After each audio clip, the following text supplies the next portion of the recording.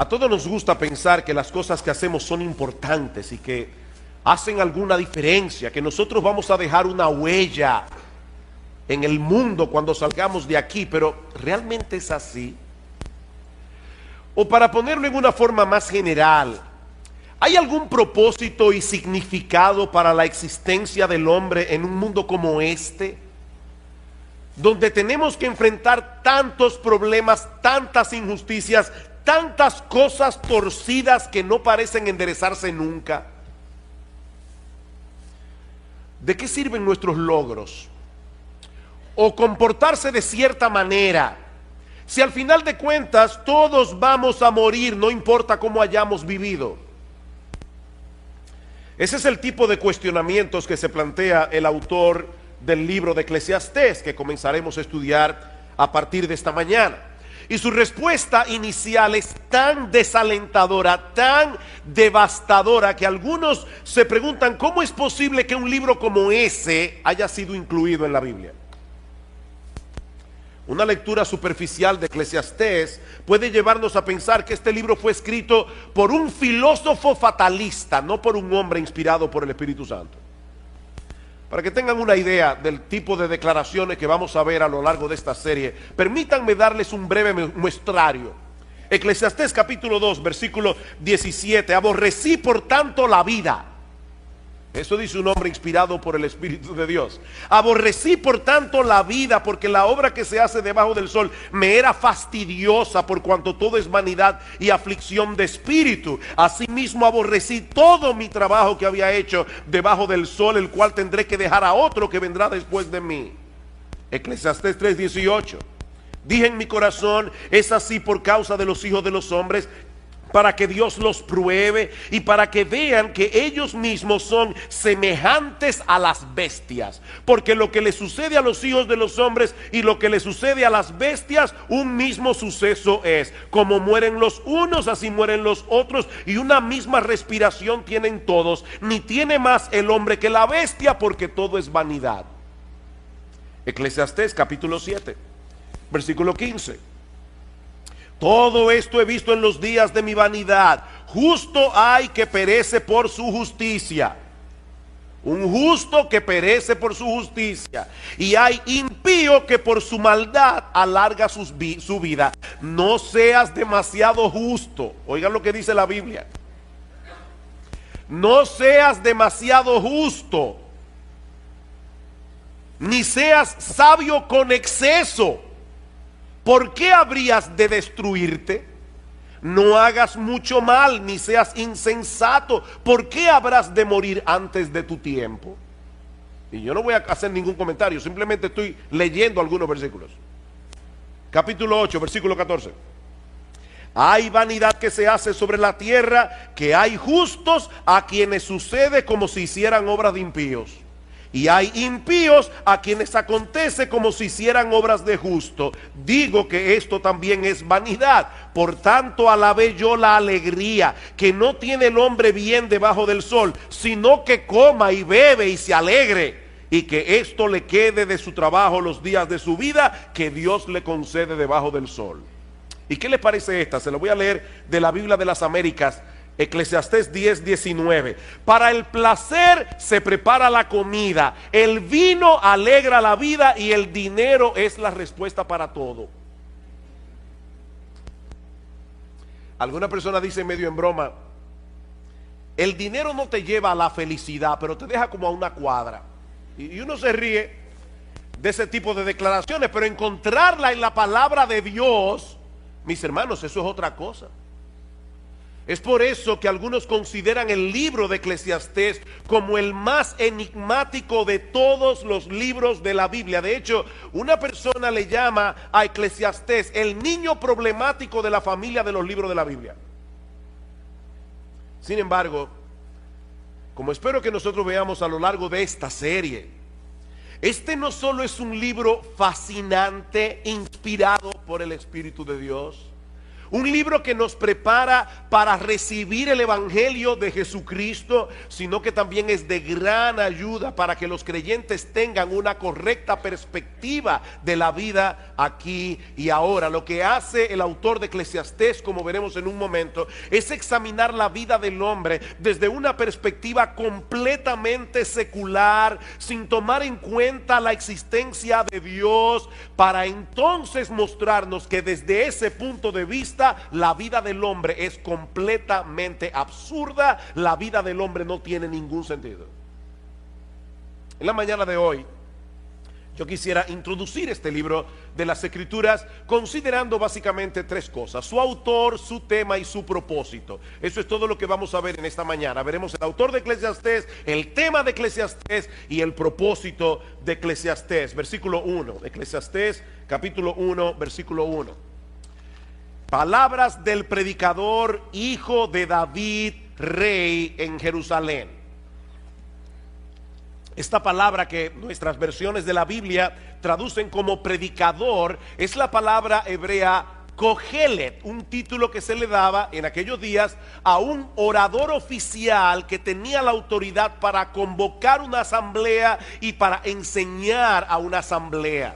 De hecho, la palabra griega para asamblea es la palabra griega eclesia, de donde proviene nuestra palabra iglesia y de donde proviene también el título de este libro, Eclesiastés, o el predicador. Algunos traducen esta palabra como el maestro, otros como el filósofo. Hay otros que prefieren dejarla sin traducción y de llamarle a este individuo simplemente el Kohelet, pero la traducción de nuestras versiones sigue siendo una de las mejores: el predicador. Ahora bien, ¿quién es este predicador que se atribuye la autoría de este libro? Bueno, su nombre no se menciona en ninguna parte de Eclesiastés, pero todo luce indicar que se trata del rey Salomón. En el versículo 1 se refiere a sí mismo como hijo de David, rey de Jerusalén, y más adelante en el versículo 12 nos dice que él fue rey sobre todo Israel. Mis hermanos, ¿quién fue el único hijo de David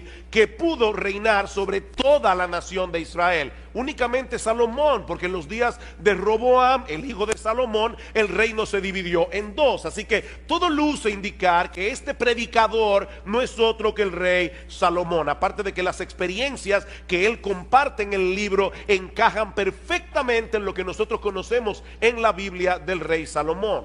Como ustedes recordarán, al principio de su reinado el Señor se le apareció a Salomón y le dijo: pídeme lo que tú quieras. Y Salomón le pidió un corazón entendido para juzgar a tu pueblo y para discernir entre lo bueno y lo malo. Él pudo haber pedido muchas cosas, pero lo que le pidió a Dios fue sabiduría. Y dice en el versículo 10: y agradó delante del Señor, Primera de Reyes 3, que Salomón pidiese esto. Y le dijo Dios: porque has demandado esto y no pediste para ti muchos días, ni pediste para ti riquezas, ni pediste la vida de tus enemigos, he aquí que te he dado corazón sabio y entendido, tanto que no ha habido antes de ti otro como tú, ni después de ti se levantará otro como tú. Y aún también te he dado las cosas que no pediste, riquezas, gloria, de tal manera que entre los reyes no haya ninguno como tú en todos tus días. Y si anduvieres en mis caminos, guardando mis estatutos y mis mandamientos como David tu padre, yo alargaré tus días. Lamentablemente, Salomón no permaneció siendo fiel a Dios. Dice en el primer libro de Reyes, en el capítulo 11, que sus muchas mujeres desviaron su corazón hacia la idolatría. Salomón llegó a tener 300 esposas y 700 concubinas, un harén de 1000 mujeres. Por supuesto, la idolatría tiene consecuencias, y la vida de Salomón se volvió un total desastre. Y aunque nosotros no tenemos constancia de que Salomón se haya arrepentido y haya vuelto a los caminos del Señor, el libro de Eclesiastés parece ser su testimonio de arrepentimiento. Al final de su vida, Salomón quiso compartir las lecciones que aprendió de mala manera durante su tiempo de apostasía. ¿Y cuál es el tema de este libro? versículos 2 y 3.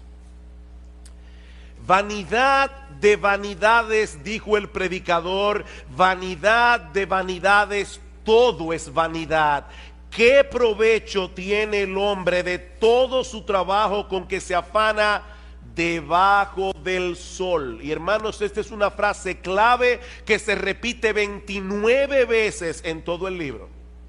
Lo que Salomón quiere hacernos ver es que si la existencia humana se limita al aquí, al ahora, si no tomamos en cuenta lo que ocurre del otro lado del sol, cuando partamos de este mundo a la presencia del Señor, entonces nada de esta vida tiene sentido.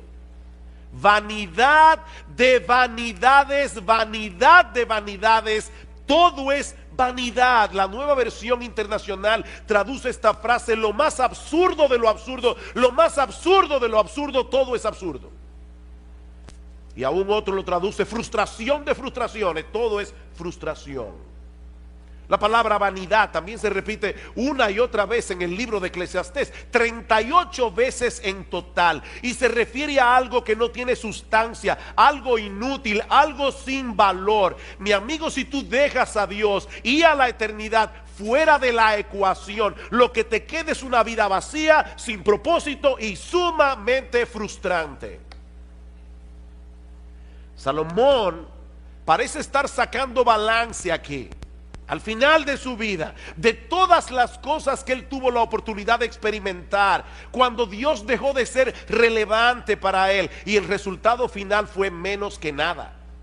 Vanidad de vanidades.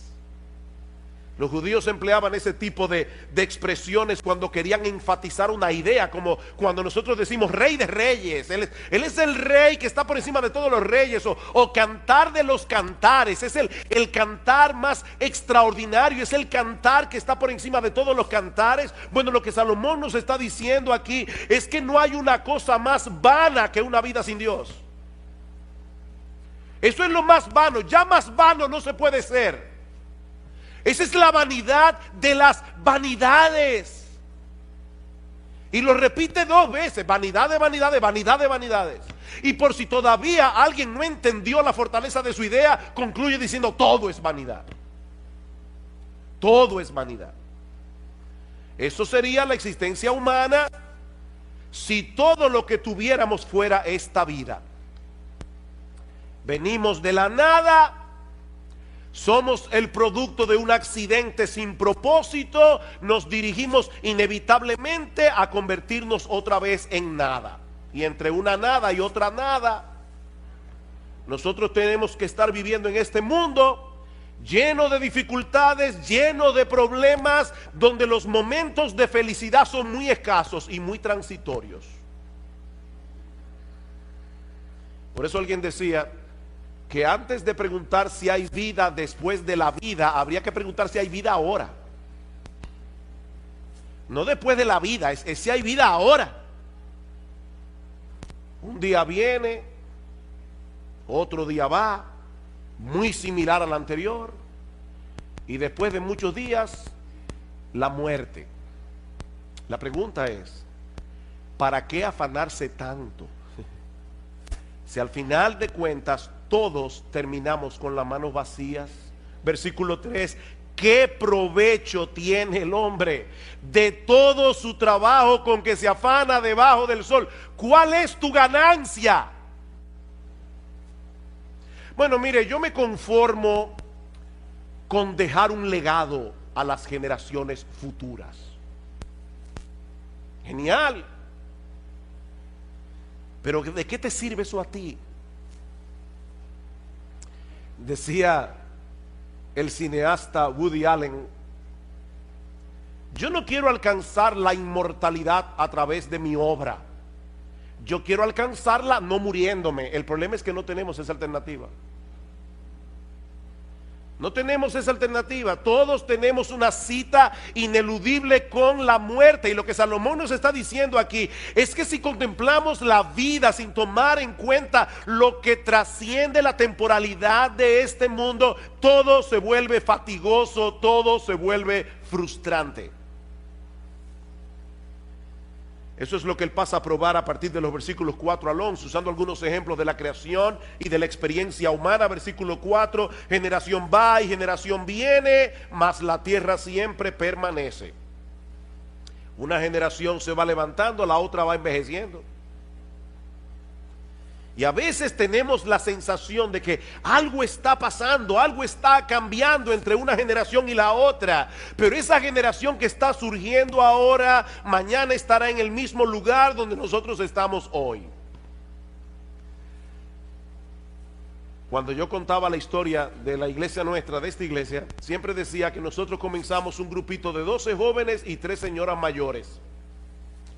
Hasta que un día mi esposa me dijo: mi amor, ¿tú te has puesto a pensar que las famosas 3 señoras mayores tienen menos edad que la que tú tienes ahora? Tenían en aquel momento, cuando comenzó la iglesia, menos edad que la que yo tengo ahora. Yo seguía llamándole a una persona mayor, de 40 y pico de años. Claro, yo tenía 22.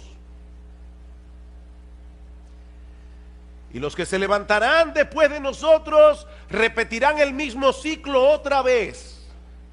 No porque la historia humana sea cíclica, como dicen algunos, sino porque en el fondo el hombre sigue siendo el mismo.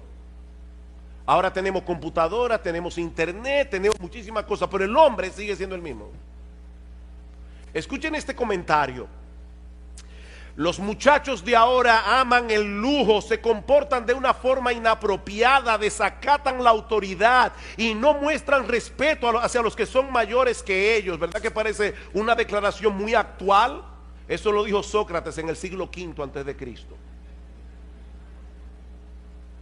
¿Y qué le parece esta de Pedro el Ermitaño? Pedro el Ermitaño nació en el 1050, murió en el 1115. Los jóvenes de hoy solo piensan en sí mismos, no tienen ninguna reverencia hacia sus padres, o los ancianos se impacientan ante toda la restricción y hablan como si lo supieran todo.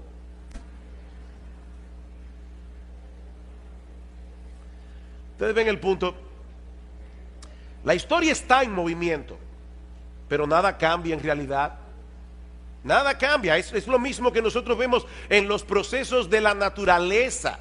A pesar de la diversidad y los cambios que nosotros vemos a nuestro alrededor, la naturaleza es sorprendentemente uniforme en su funcionamiento. De hecho, eso es lo que permite que hagamos ciencia. Los científicos pueden evaluar los procesos de la naturaleza porque todo se repite una y otra vez. Versículo 5: sale el sol, se pone el sol, se apresura a volver al lugar de donde se levanta, el viento tira hacia el sur y rodea el norte, va girando de continuo y a sus giros vuelve el viento de nuevo. Los ríos todos van al mar y el mar no se llena. Al lugar de donde los ríos vinieron, allí vuelven para correr de nuevo.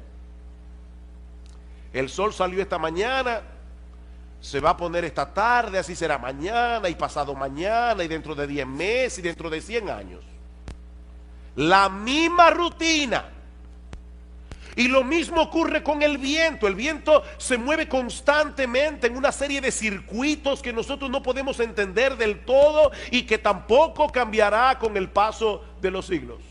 El mismo circuito. Todos los ríos desembocan en el mar, pero el mar nunca se llena. Y al lugar de donde los ríos vinieron, allí vuelven para correr de nuevo. La misma cosa una y otra vez. Y esa monotonía de la naturaleza no es otra cosa que un reflejo de la monotonía de la vida humana. En ciencia política hay un principio que se conoce como el gatopardismo, por una novela que se llamó El gato pardo, donde apareció esta frase memorable: si queremos que todo siga como está, necesitamos que todo cambie. ¿Cómo así? Bueno, lo que este principio establece es que los políticos tienen que iniciar constantemente algo que se parezca una transformación revolucionaria, pero dejando en realidad las mismas estructuras de poder, de manera que todo cambia, pero nada cambia. ¿O no es así? Eso es el gatopardismo. Todo cambia, pero nada cambia. Eso es básicamente lo que Salomón nos está diciendo en Eclesiastés. Lo que nosotros vemos en los procesos naturales es lo mismo que ocurre en la experiencia del hombre. Versículo 8: todas las cosas son fatigosas más de lo que el hombre puede expresar. Nunca se sacia el ojo de ver ni el oído de oír. Eso fue cierto en los días de Salomón, lo es en el día de hoy. En la historia de la civilización, el hombre nunca había tenido a su alcance tantas posibilidades de ver y oír cosas diferentes. Hace 200 años, si usted quería escuchar música tocada por una orquesta, usted tenía que ir a donde la orquesta estaba. Ese era un lujo que muy pocas personas podían darse. Hoy día cualquier muchacho tiene a su alcance un montón de dispositivos, de programas, de aplicaciones que le permiten ver y escuchar lo que quiera y cuando lo quiera. iPod, iPhone, iPad, iTunes, MP3, YouTube, SoundCloud, Netflix, Crackle y yo no sé cuántas cosas más. ¿Y saben qué? No importa cuántas cosas veas, no importa cuántas cosas escuches, nunca te sentirás satisfecho. Nunca te sentirás plenamente satisfecho.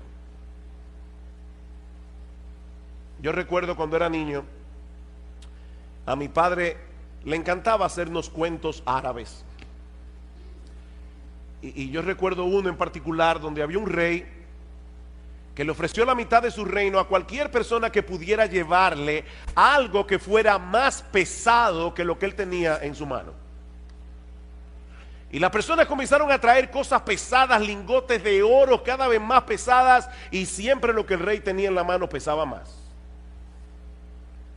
Y la gente decía, ¿cómo es posible que este hombre pueda tener algo en su mano envuelto en un pañuelo que pese más que todo lo que nosotros llevamos? Finalmente hubo un sabio que le dijo, lléveme donde el rey. Cuando pusieron el pañuelo en la balanza, este sabio cogió un poco de tierra, lo puso en la otra balanza y la tierra pesó más.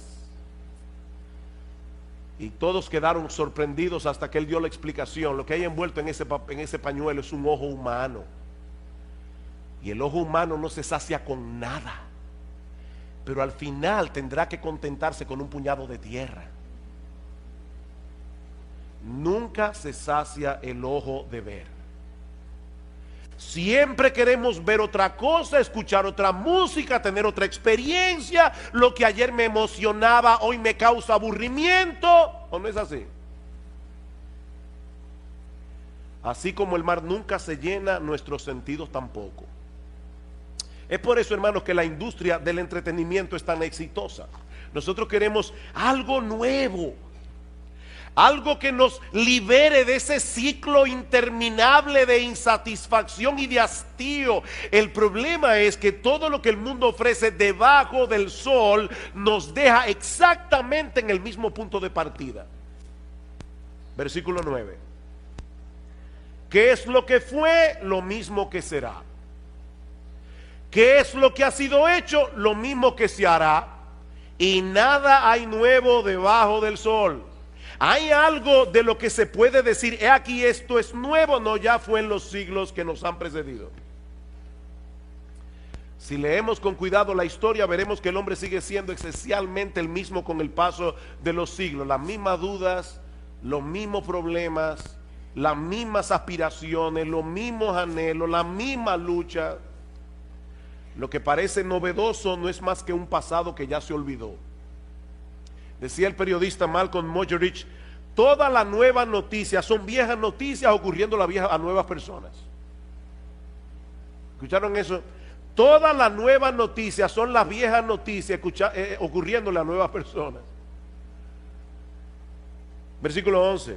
No hay memoria de lo que precedió, ni tampoco de lo que sucederá. Habrá memoria en los que serán después. En otras palabras, la gente suele de sufrir de amnesia histórica. La gente suele sufrir de amnesia histórica.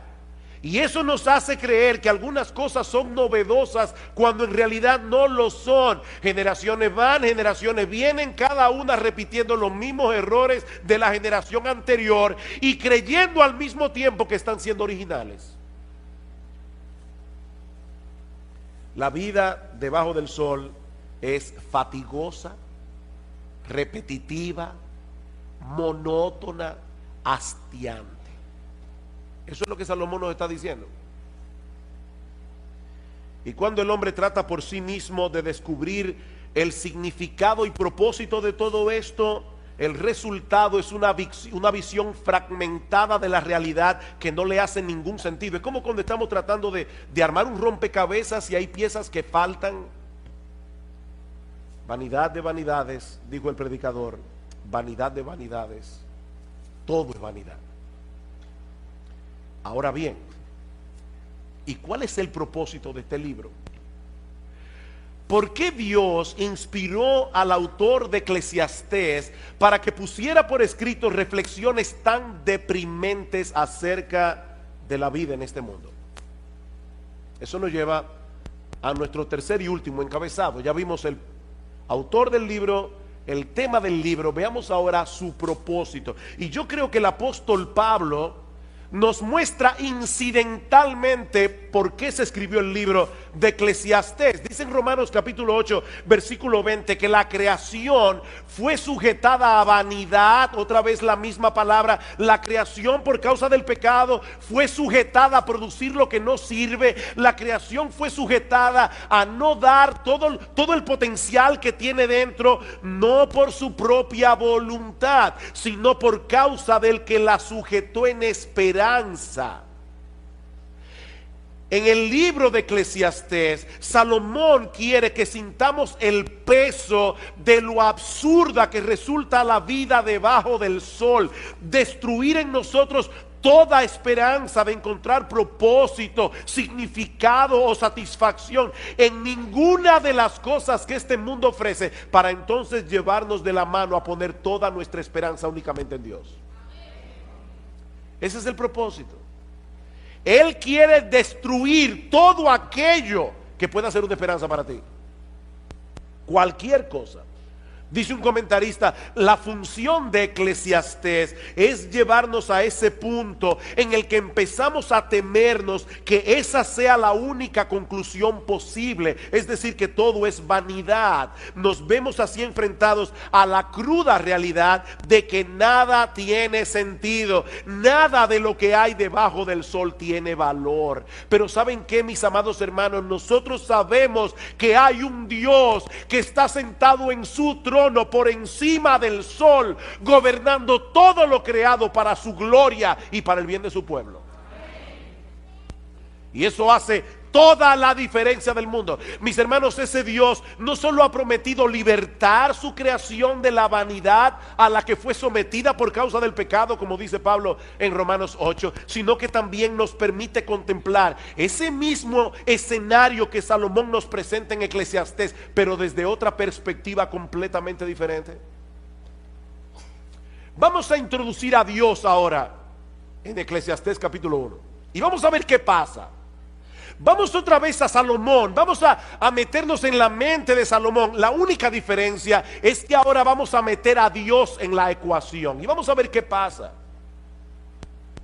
El salmista David, el padre de Salomón, nos dice en el Salmo 19:1: los cielos cuentan la gloria de Dios, el firmamento anuncia la obra de sus manos. El universo es un gran libro disponible para todo el que lo quiera leer, que nos habla de la grandeza, el poder y la majestad de nuestro Dios. Un día emite palabra a otro día, una noche a otra noche declara sabiduría. No hay lenguaje ni palabras, ni es oída su voz, pero por toda la tierra salió su voz y hasta el extremo del mundo sus palabras. Y ahora escuchen: en ellos, en los cielos, puso tabernáculo para el sol.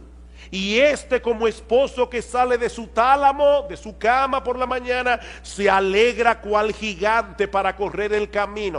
El mismo sol que Salomón pone como ejemplo de la monotonía de la vida, nos da un mensaje completamente distinto cuando Dios está detrás del proceso. Ese ciclo solar testifica de la gloria, el poder, el gozo. Dice que se alegra cual gigante, el gozo y aún la bondad de nuestro Creador, que hace salir su sol sobre malos y buenos y que hace llover sobre justos e injustos, como dice Cristo en Mateo 5:45. Así que si leyéramos apropiadamente el mensaje que el sol comunica, ¿saben qué pasaría? Que no dejaríamos nunca de alabar a Dios. Dice en el Salmo 113, desde el nacimiento del sol hasta donde se pone, sea alabado el nombre de Jehová. Si todos los hombres reciben igualmente el beneficio de la luz del sol, ¿no debieran todos darle la gloria y la alabanza al único que le corresponde? Ven ustedes, hermanos, el mismo sol, pero contemplado desde otra perspectiva. Y lo mismo podemos decir de los otros ejemplos que usa Salomón en Eclesiastés. Sí, los ciclos de la naturaleza son repetitivos. Ahora la pregunta es, cuando nosotros colocamos a Dios en el panorama, ¿qué nos enseñan esos ciclos repetitivos de la naturaleza? Son un testimonio contundente de la sabiduría y la fidelidad de nuestro Dios. Dice en el Salmo 104:10, tú eres el que envía las fuentes por los arroyos, van entre los montes, dan de beber a todas las bestias del campo, mitigan su sed los asnos monteses, a sus orillas habitan las aves de los cielos, cantan entre las ramas, él riega los montes desde sus aposentos, del fruto de sus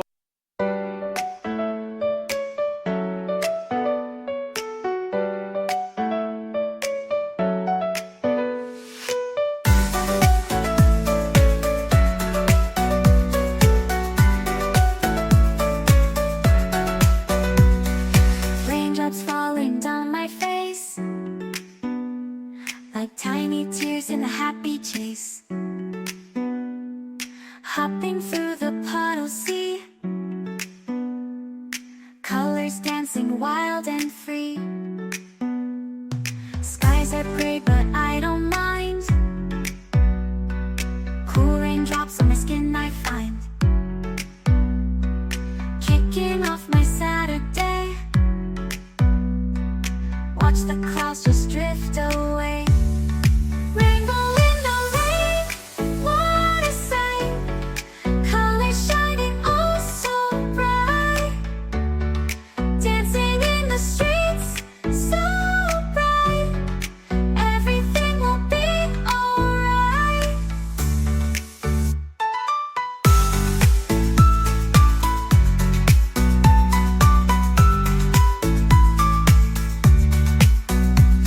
Umbrella spinning, twirling round, a colorful halo on the ground, music playing on the sand, skipping beats, the heart will sway, feel the world come out to play. Lightning cracks but don't you fear, magic shines when skies are clear, raindrops whisper secrets true, a hidden beauty shines right through. Rainbow in the rain, what a sight, colors shining oh so bright, dancing in the streets so bright, everything will be alright. Raindrops falling soft, peeks through, rainbow magic me and you, smiling faces, hearts alight,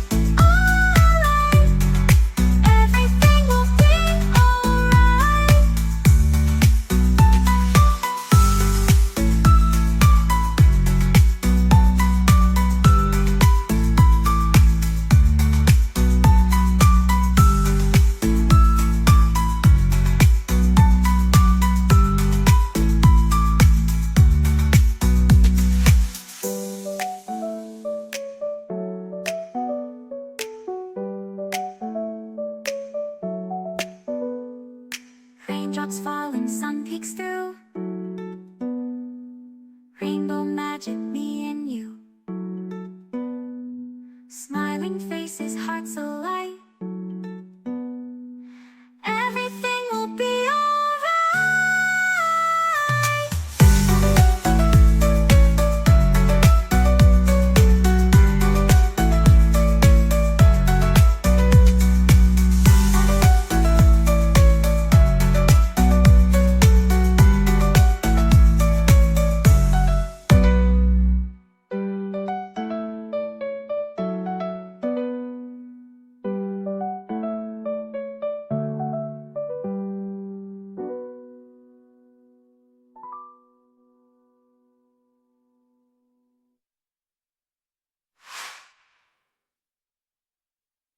obras se sacia la tierra. Nosotros le llamamos a esto las leyes de la naturaleza.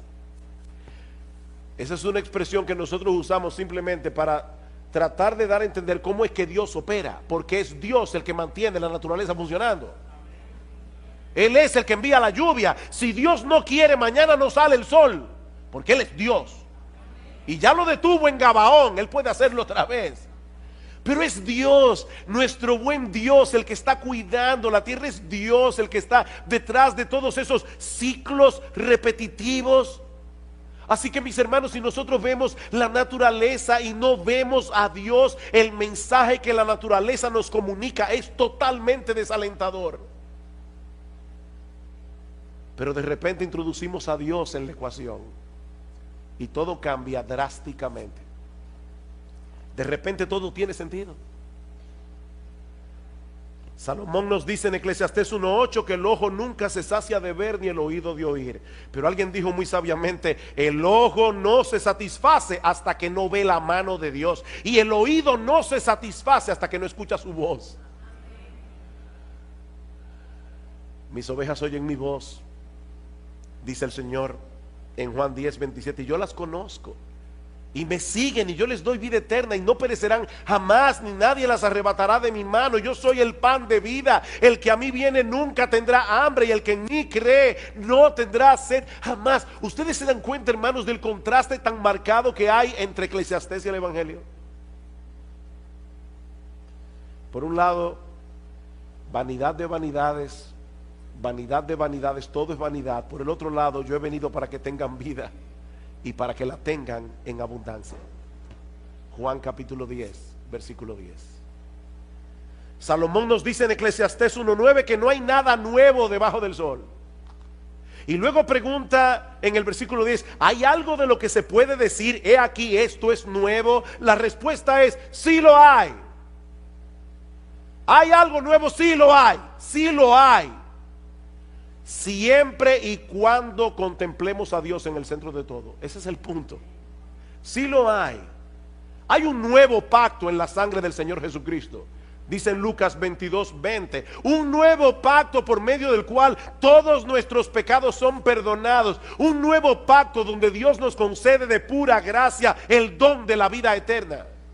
Sí hay algo nuevo. Dice en Ezequiel capítulo 36 que Dios promete darnos un nuevo corazón, para que podamos reverenciarle como es debido, para que podamos obedecer sus mandamientos. Dice en 2 Corintios 5:17 que si alguno está en Cristo, nueva criatura es.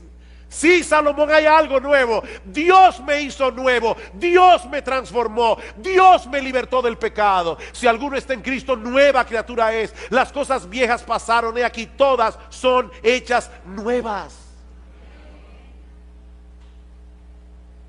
Hay algo nuevo, sí, Salomón dice en Efesios 4:24 que Dios nos ha dado un nuevo hombre, creado según Dios en la justicia y santidad de la verdad. Y por si todo esto fuera poco, dice en Apocalipsis 21:5, y el que estaba sentado en el trono dijo, he aquí yo hago nuevas todas las cosas. Todas las cosas. Queridos hermanos, algún día todo será nuevo. Algún día todo será nuevo.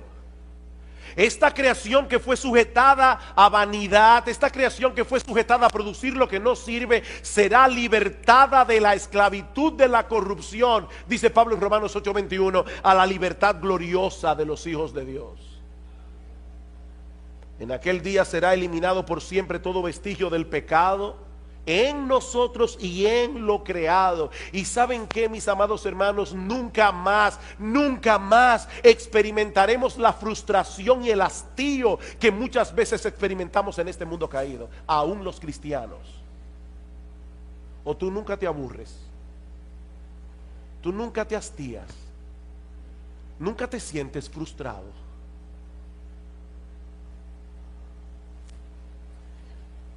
Mi hermano, déjame hacerte una pregunta. ¿Cuál es la perspectiva con la que tú usualmente contemplas la vida? ¿Te colocas en la posición de aquellos que viven sin esperanza y sin Dios en el mundo? A veces yo escucho a los creyentes con tantas quejas, tantas quejas, tantas quejas, que uno se pregunta, ¿dónde está Dios? ¿Dónde está Dios? ¿Cuál es tu perspectiva de la vida, mi hermano? ¿Eres tú de aquellos que aún siendo cristiano, redimido por la sangre del Cordero, contemplan la vida desde la perspectiva de aquellos que viven sin esperanza y sin Dios? ¿O te levantas por encima de lo que tus ojos ven debajo del sol para contemplar todas las cosas a través de la presencia omnipresente de Dios en el mundo? Miren, hermanos, no hay que ser un incrédulo para perder de vista a Dios. De hecho, en la época de Salomón el ateísmo no se conocía. Eso era algo extraño.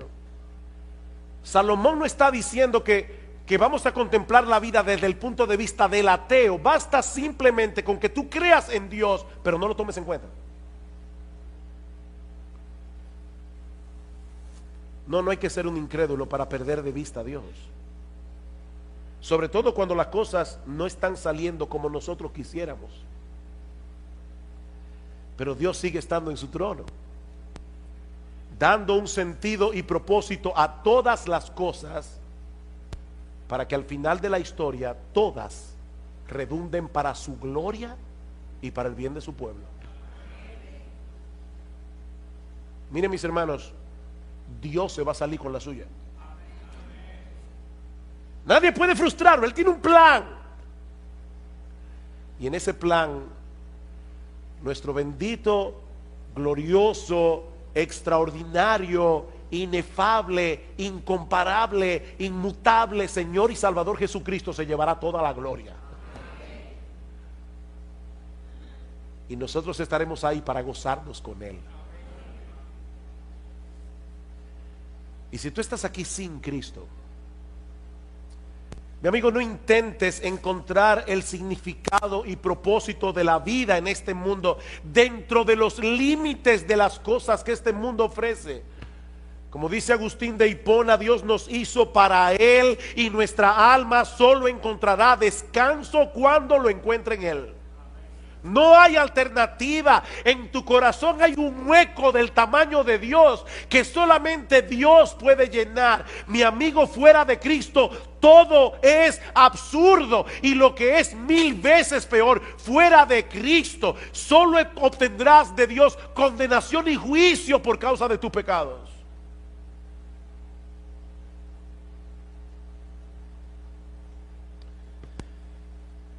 Miren, hermanos, hay frases que en el mundo evangélico se repite tanto y tanto y tanto, que se convierten en clichés, y nosotros dejamos de percibir la verdad que hay detrás de esas frases que se repiten una y otra vez. ¿Recuerdan ustedes cuando estábamos predicando de Colosenses y decíamos que hay una fórmula matemática en Colosenses? Cristo más nada es igual a todo. Decía una poetisa cristiana: si yo no tuviera nada excepto a Cristo, lo tendría todo como quiera. Eso no es un cliché, eso es una gran verdad. Cristo es el todo en todos, es Cristo.